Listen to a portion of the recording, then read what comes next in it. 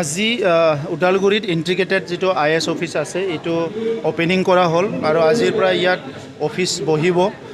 আমাৰ কাৰণে এটা ভাল খবৰ, কাৰণ শিক্ষাৰ যিবিলাক এজেণ্ডা এইটো লৈ পেলাই আমি কাম কৰি আছোঁ। শিক্ষাৰ বিভিন্ন সমস্যা সমাধানৰ কাৰণে বহুত ক্ষিপ্ৰতাৰে আমাৰ চৰকাৰখনে কাম কৰি আছে আৰু এনেকুৱা সময়ত আমি ইমান সুন্দৰ এটা অফিচ ইয়াত যিটো পাবলৈ আজি সক্ষম হৈছোঁ, ইয়াৰ কাৰণে বহুত ভাল হৈছে।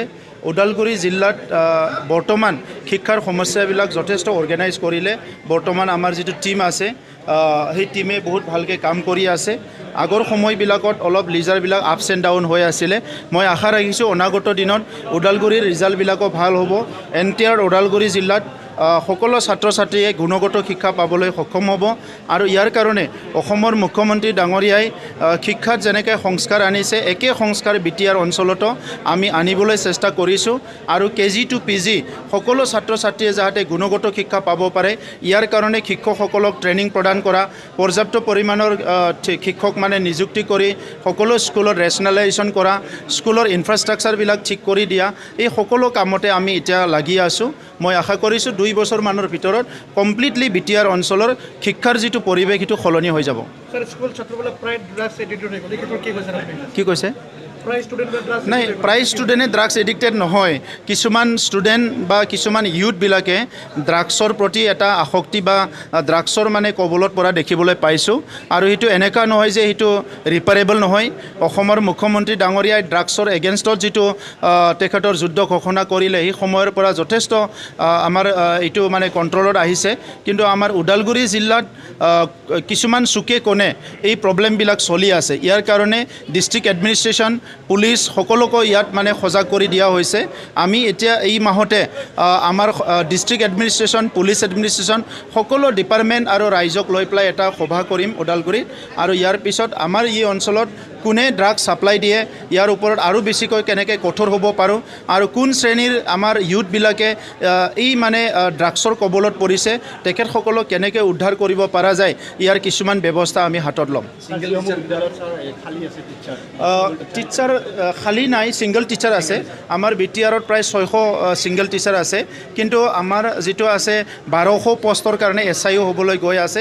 এই SIOটো হোৱাৰ লগে লগে আমি 1200 টিচাৰ পাম আৰু ইয়াৰ লগতে হাইস্কুলতো পাম। চ' এই টিচাৰখিনি পালে মই আশা কৰিছোঁ চব স্কুলতে ডাবল টিচাৰ হৈ যাব।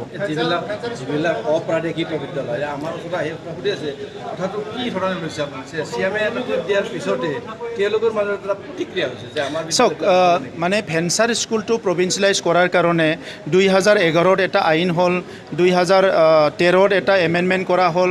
তেনেকুৱা বিভিন্ন পলিচি লৈ পেলাই পৰ্যায়ক্ৰমে স্কুলবিলাক প্ৰভিঞ্চিয়েলাইজ কৰি আছে।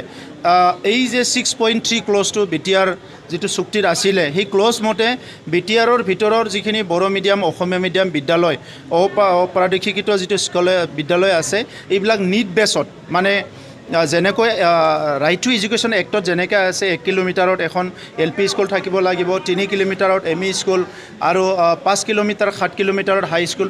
এই ৰাইট টু এডুকেশ্যন পলিচিৰ মতে স্কুল আছেনে নাই এইটো চাই পেলাই য'ত স্কুল লাগে সেই স্কুলবিলাক প্ৰভিঞ্চিয়েলাইজ কৰাৰ কাৰণে এটা প্ৰস্তাৱ ৰখা হৈছিলে আৰু ইয়াৰে এতিয়া মুখ্যমন্ত্ৰী ডাঙৰীয়াই কৈছে যে 2খন কলেজ আমাৰ কাউন্সিলক প্ৰভিঞ্চিয়েলাইজ কৰিবলৈ দিছে, ষ্টেটে ফাণ্ডিং কৰিব।